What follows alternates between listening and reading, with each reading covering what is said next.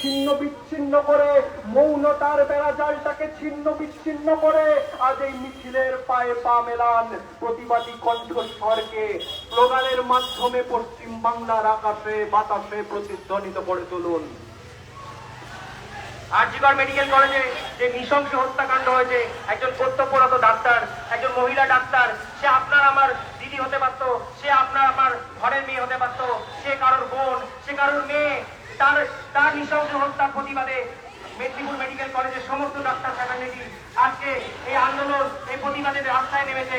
সুধী নাগরিকবৃন্দ, আপনারাও দলে দলে যোগদান করুন, এই মিছিলে পা মেলান, এই মিছিলে পা মেলান, এই মিছিলকে সর্বাত্মকরূপে সাফল্যমণ্ডিত করুন।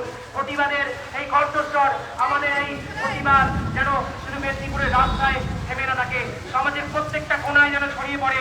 এই ধর্ষণ, নারী নির্যাতনের মতো ন্যাক্কারজনক ঘটনা, এই সামাজিক ব্যাধির বিরুদ্ধে আমাদেরকে লড়তে হবে। এই ব্যাধির বিরুদ্ধে আমাদেরকে সকলে একযোগে, এক কণ্ঠে, লড়তে হবে। তাই সকলের কাছে আমার মানবিক আবেদন, আপনারাও সমর্থন করুন, আপনারাও আমাদের সাথে দলে দলে যোগদান করুন। অবিলম্বে এই ন্যাক্কারজনক ঘটনা হয়েছে, সমস্ত মেডিকেল কলেজ হসপিটালে ডাক্তারদের নিরাপত্তা ব্যবস্থা সুনিশ্চিত করতে হবে, মহিলা ডাক্তারদের নিরাপত্তা সুনিশ্চিত করতে হবে, সমস্ত শিক্ষার্থী নার্স যারা কর্তব্যরত তাদের নিরাপত্তা সুনিশ্চিত করতে হবে।